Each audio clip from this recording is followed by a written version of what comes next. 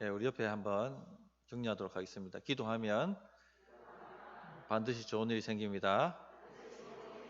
예, 할렐루야. 오늘은 우리 계속 믿음이라는 주제를 살피고 있는데, 오늘은 마태복음에서 가장 큰 믿음이라 칭찬받은 여인의 이야기를 살피려고 합니다. 주님이 큰 믿음이라고 칭찬하신 사람이 두 분이 있습니다. 로마 백부장, 우리가 처음 믿음 주제 다룰 때 했던 그 로마 백부장이 누가복음에 나오죠. 가장 믿음이 크다 이렇게 말씀하셨고, 마태복음에는 이 수르보니게 여인이 가장 큰 믿음이다 이렇게 주님이 칭찬을 하셨습니다. 내 여자여, 내 믿음이 크도다. 내 소원대로 되리라. 이렇게 말씀하셨습니다. 자, 도대체 어떤 믿음이어야지 칭찬받는 믿음일까? 어떤 믿음이어야지 큰 믿음일까?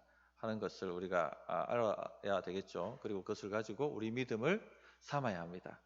자, 어떤 믿음이었을까요? 첫째는 겸손한 믿음이었습니다. 하나님은 겸손을 굉장히 중요하게 여기십니다.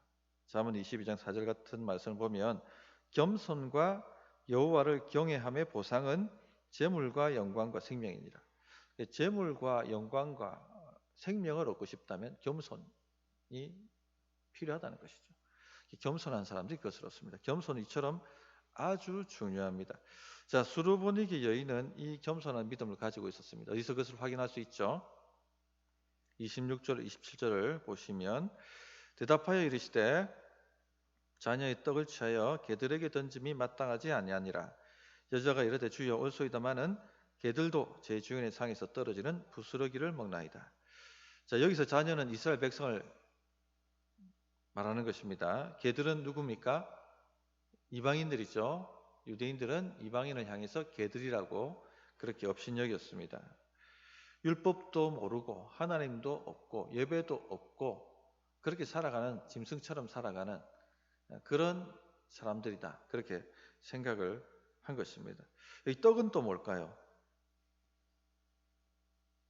떡은 구원을 얘기하겠죠. 하나님의 구원을 말합니다. 즉 예수님은 너는 하나님 말씀도 모르고 예배도 하지 않고 율법도 없는데 어떻게 내가 너를 하나님의 구원으로 인도하겠느냐, 구원을 주겠느냐, 그렇게 이야기를 하신 것이죠. 너는 짐승 같은 사람이다. 하나님도 모르는 짐승 같은 사람이다. 자, 이것을 인정하느냐 이렇게 물으신 것입니다. 이 여인은 그렇다고 대답합니다. 맞습니다, 주님. 저는 개와 같습니다. 하나님을 알지 못하고 살았고 나를 지으신 하나님을 예배하지 않았습니다. 하나님 말씀도 모르고 그 말씀도 거역하며 지금까지 살아왔습니다. 이렇게 고백을 한 것입니다. 이 여인의 고백을 듣고 예수님이 굉장히 감탄하시면서 크도다, 믿음이 크도다. 이 고백 끝나고 난 다음에 이제 여자야 내 믿음이 크도다, 네 소원대로 다 이루리라 이렇게 말씀해 주신 것이죠. 자, 겸손했던 겁니다. 이 겸손은 무엇입니까? 겸손은 하나님께서 나를 이렇다라고 평가하실 때 예 맞습니다, 주님의 평가가 옳습니다라고 하는 것이 겸손입니다. 주님의 말씀을 우리가 읽지 않습니까? 주님의 말씀을 듣습니다. 왜 듣습니까? 주님의 평가를 듣기 위한 것이죠. 나에 대한 평가를 듣기 위한 것입니다. 그 평가가 맞습니다, 옳소이다 라고 말할 수 있는 것이 겸손입니다. 이 복음을 전하다 보면 항상 먼저 나와야 될 게 뭡니까? 당신은 죄인입니다가 나와야 되거든요. 그런데 이렇게 복음을 전하다 보면 간혹 발끈하시는 분들이 있습니다. 이 죄인이란 말에 굉장히 발끈하세요. 나는 이때까지 법 없이도 살 만큼 깨끗하고 바르게 살아왔는데 나보고 죄인이라고 그렇게 말할 수 있습니까? 나는 하나님 없이도 살 수 있는 사람입니다. 이렇게 이야기를 하시는 분들이 간혹 있습니다. 굉장히 싫어합니다. 당신이 죄인이다 하는 것을 굉장히 듣기 거북하게 여깁니다. 자, 믿음은 하나님 말씀을 들으면서 난다고 성경이 가르치고 있지 않습니까? 하나님의 말씀이 날선 검과 같이 우리의 영과 혼과 육을 찔러 쪼갭니다. 우리 안에 동기를 살피고 우리 안에 하나님의 말씀과 다르게 살아갔던 부분이 무엇인지를 밝히 거울을 보듯이 들추어냅니다. 이때 주여 옳습니다라고 말하는 것이 믿음이라는 것입니다. 그것이 말씀을 들음으로 나 안에 믿음이 생기는 것입니다. 주님의 평가가 옳습니다. 저는 죄인입니다. 저는 개와 같습니다. 저는 예배하지 않았습니다. 저는 말씀을 어기고 살았습니다. 저는 하나님의 율법도 모르고 살았습니다. 관심도 없었습니다. 저는 죄인입니다. 그렇게 인정하는 것이 바로 겸손한 믿음입니다. 그래서 요한일서 1장 10절에 보면 만일 우리가 범죄하지 아니하였다 하면 하나님을 거짓말하는 이로 만드는 것이니 또한 그의 말씀이 우리 속에 있지 아니하리라 이렇게 말씀하셨습니다. 바리새인들은 왜 믿음을 가지지 못했을까요? 성경도 정말 많이 읽고 기도도 우리보다 더 많이 했고 금식도 우리보다 더 많이 하는 사람이었는데 왜 그는 믿음을 가질 수 없었을까요? 겉으로 보기에는 믿음을 가진 사람처럼 보였는데 왜 그는 믿음을 가지지 못했을까요? 바리새인들은요, 하나님 말씀이 자기를 향하여 날성검처럼 평가하는 것을 옳습니다라고 인정하지 않았기 때문에 그렇습니다. 주께서 독사의 자식들아, 화 있을지인저 이렇게 그들의 율법주의와 바리새주의를 평가하셨을 때 그들은요 받아들이지 않았습니다. 왜냐하면 내가 너무 잘하고 있는데, 내가 너무 바르게 하고 있는데, 나보고 죄인이라고, 나보고 천국에 못 들어간다고 그런 소리가 어디 있어? 그렇게 하나님의 평가를 거부해버렸습니다. 성도님들, 하나님의 말씀을 들을 때 나를 평가하시도록 우리를 열어야 됩니다. 어떤 분들은 하나님의 말씀을 듣는데 다 튕겨내버려요. 굉장히 교만한 것입니다. 우리가 예배를 드리러 올 때 정말 우리를 낮추지 않으면 이런 일들이 일어납니다. 하나님의 말씀을 튕겨내버립니다. 그 말씀은 나하고 상관없고요. 그 말씀은 내가 동의할 수 없고요. 그 말씀은 저는 지지하지 않습니다. 이런 식으로 다 튕겨버립니다. 그거는 교만한 겁니다. 하나님 말씀 앞에는 납작 엎드려야 됩니다. 그 말씀이 나를 평가하실 수 있도록 그 말씀 앞에 옳습니다라고 말할 수 있어야 되는 것이죠. 이런 믿음이 큰 믿음입니다. 역사를 일으키는 큰 믿음. 그런 믿음이 있기를 바랍니다. 둘째는요, 오직 예수의 믿음입니다. 22절을 보시면 가나안 여자 하나가 그 지경에서 나와서 소리를 질러 이르되 주 다윗의 자손이여 나를 불쌍히 여기소서 내 딸이 흉악하게 귀신 들렸나이다 이렇게 말씀하고 있죠.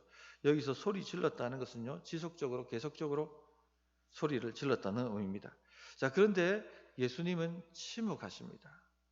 23절에 예수님은 한 말씀도 대답하지 아니하시니 제자들이 와서 청하여 말하되 그 여자가 우리 뒤에서 소리를 지르오니 그를 보내소서. 어찌 된 영문인지 주님은요 침묵하십니다. 지금까지 주님의 태도와는 완전히 달라요. 지금까지는 작은 신음에도 돌아보시면서 주님께서 만져주셨습니다. 혈증을 앓던 여인이 그 고독감만 만져도 된다고 생각하고 만졌을 때 돌아보시면서 딸아 안심하라 내 믿음이 너를 구원하였다라고 말씀하시면서 치유해 주신 분이십니다. 로마 백부장이 자기 하인이 아파 죽어가니까 좀 고쳐달라고 할 때 내가 가리라 하고 몸을 떨치고 일으켜 그 하인 집으로 걸어가셨던 분이십니다. 그런데 오늘 말씀 보니까 여인이 뒤에서 내 딸아이가 지금 귀신 들려서 죽어갑니다. 좀 고쳐주십시오. 다윗의 자손이요 라고 외치고 있는데도 침묵하시고 돌아보시지 않습니다. 다윗의 자손이요 라고 얘기했죠. 다윗의 자손이란 말이 뭐였습니까? 메시아를 향한 칭호죠. 그래서 누군가 다윗의 자손이여라고 주를 향해서 외쳤다는 것은요, 나는 당신이 메시아이심을 믿습니다라고 고백하는 것과 같아요. 신앙 고백을 하고 있는 겁니다. 이 수로보닉의 여인은 이방인이었지만 예수님의 소식을 들었습니다. 그리고 그분이 메시아시다는 것을 믿었습니다. 다윗의 자손이어가 나왔다면 이 여인은 어느 정도 성경이 가르치고 있는 메시아에 대해서 알고 있었다는 것이죠. 그런데도 어찌된 영문인지 주님은 침묵하셨습니다. 이건 다분히 의도가 있는 것이죠. 주님이 그냥 아무 생각 없이 하시는 것이 아닙니다. 의도를 가지고 침묵하신 것입니다. 우리가 기도할 때 종종 경험하는 것이 무엇입니까? 하나님의 침묵입니다. 아니, 이렇게 열심히 부르짖고 이렇게 간절히 부르짖는데도 전혀 마음의 감동이 주어지지 않습니다. 내 기도가 들려지고 있는 것인지, 내 기도를 들으셨다면 응답하시는 것인지, 이 문제가 해결되게 하신다는 것인지, 아니면 위로라도 좀 주시면 얼마나 수월합니까? 그런데 그런 것도 없어요. 침묵합니다.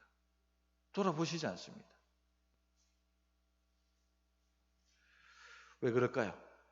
다 의도가 있기 때문에 그렇습니다. 무슨 의도를 지금 가지고 주님이 지금 이렇게 하고 계신 것입니까? 믿음을 테스트하시는 것이죠. 정말 오직 예수, 오직 나밖에 없느냐? 나 외에는 메시아가 없느냐? 나 외에는 다른 방법이 없느냐? 나 외에는 다른 길이 없느냐? 라고 물으시는 것입니다. 주님이 우리에게 침묵하실 때는요, 그거 물어보시는 겁니다. 나 외에는 다른 길이 없느냐? 정말이냐? 그렇게 물으시는 것이죠. 오직 예수가 아닌 사람은요, 몇 번 부르시는데 침묵하면 돌아섭니다. 왜? 오직 예수가 아니니까. 다른 길을 찾아서 떠납니다. 다른 방법을 강구합니다. 그러나 오직 예수인 사람은요, 물러설 수가 없습니다. 왜? 예수님이 안 도와주시면 도움 받을 곳이 없기 때문에. 예수님이 돌아봐 주시지 않으면 구원받을 길이 없기 때문에. 해결받을 길이 없기 때문에. 그러므로 소리 지르며 계속 주님 앞에 나갈 수밖에 없습니다. 제자들이 말립니다. 그래도 나갈 수밖에 없는 겁니다. 오직 예수이기 때문에. 여기에 지금까지 계속 믿음에 대한 스토리들을 우리가 살펴봤는데 다분히 다 이런 요소들이 다 있죠. 모든 케이스마다. 오직 예수입니다. 오직 예수. 포기할 줄 모릅니다. 24절에 예수께서 대답하여 이르시되 마침내 주님이 입을 여셨어요. 나는 이스라엘 집에 어린 양 외에는 다른 데로 보내심을 받지 아니하노라. 오랜 침묵 만에 예수님께서 드디어 한 말씀 하셨는데, 나는 이스라엘 집에 잃어버린 양 외에는 다른 데로 보내심 받지 아니하노라 라고 차갑게 거절하는 말씀을 하셨습니다. 이것도 다분히 의도가 있는 것이죠. 제자들을 뿌리치고 이 여인이 주님 앞에 엎드립니다. 25절에 여자가 와서 예수께 절하며 이르되 주여 저를 도우소서. 그러나 이번에는 더 모욕적인 거절이 돌아옵니다. 26절에 대답하여 이르시되 자녀의 떡을 취하여 개들에게 던짐이 마땅하지 아니하니라. 지금 주님은 이방인 지역에 왔습니다. 두로와 시돈에 오셨어요. 두로와 시돈에 오셨다는 것은 이방인들에게도 복음을 전하시겠다는 겁니다. 우리는 또 알고 있지 않습니까?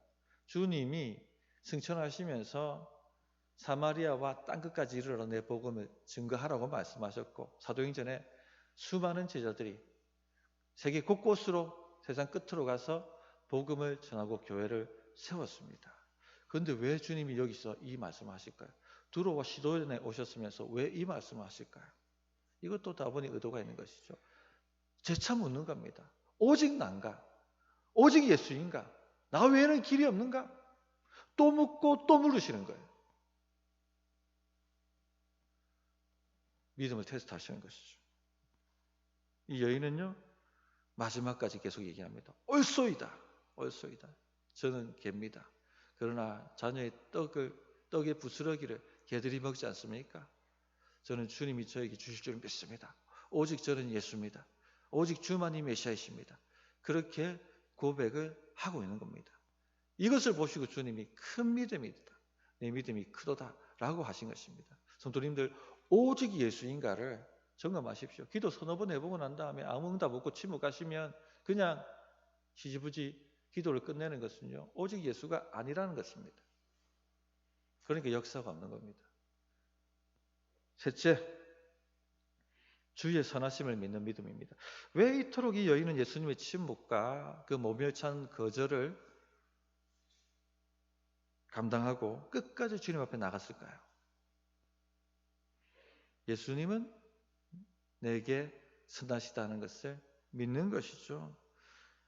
저렇게 매몰차게 거절하셔도 주님은 다 뜻이 있고, 저렇게 침묵하셔도 주님은 다 뜻이 있고, 결국 모든 것이 합하여 내게 선하게 될 것이다. 주님은 내게 선하시다 하는 것을 믿는 것입니다. 지금 내게 안 보이는 것들, 지금 내게 좋지 않아 보이는 것들, 거절과 모멸과 침묵과 이 모든 것이 다 합력하여 결국 선을 만든다. 이것을 믿었다는 겁니다. 이 정도면 이건 강력한 믿음입니다. 진짜 큰 믿음입니다. 앞에 두 가지는 할 수 있는데 세 번째는요, 완전히 세기를 박아버리는 강력한 믿음인 것이죠. 성도님들, 우리가 어디서 무너집니까? 보통 하나님의 침묵과 하나님의 거절과 하나님의 모욕에 다 무너지지 않습니까? 기도 좀 하다가 내 기도와 완전 반대되는 일들이 벌어질 때 우리는 멘붕에 빠지지 않습니까? 그리고는 원망과 불평을 하잖아요. 이스라엘 백성들이 광야 생활하면서 출애굽하고 광야 생활하면서 늘 했던 게 그거지 않습니까? 그 생활의 반복이었잖아요. 생활의 상황이 좀 어려워지면 원망하고 불평하고, 이게 하나님이 내게 선하시다는 것을 안 믿는 것이죠. 지금 눈에 보이는 것만 믿는 거예요.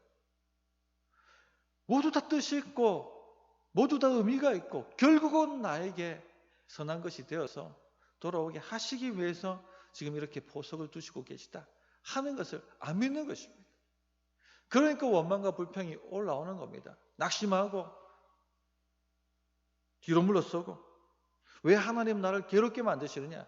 왜 하나님 나에게 좋은 것을 한 번도 주시지 않느냐? 그렇게 불평하고 불신의 말을 쏟아놓습니다. 낙심하고 믿기를 포기하고 기도를 포기하고 예배를 포기하고 목장 모임을 포기하고 헌신을 포기하고 그렇게 살아가는 것이죠. 성도님들, 우리는 그렇게 하지 말아야 됩니다. 정말 마지막 세기를 박는 강력한 강한 믿음의 증거는요, 그럼에도 불구하고 주님은 나에게 선합니다, 선하십니다 라고 고백하는 겁니다. 그걸 믿는 것이죠. 다니엘이 열심히 기도했습니다.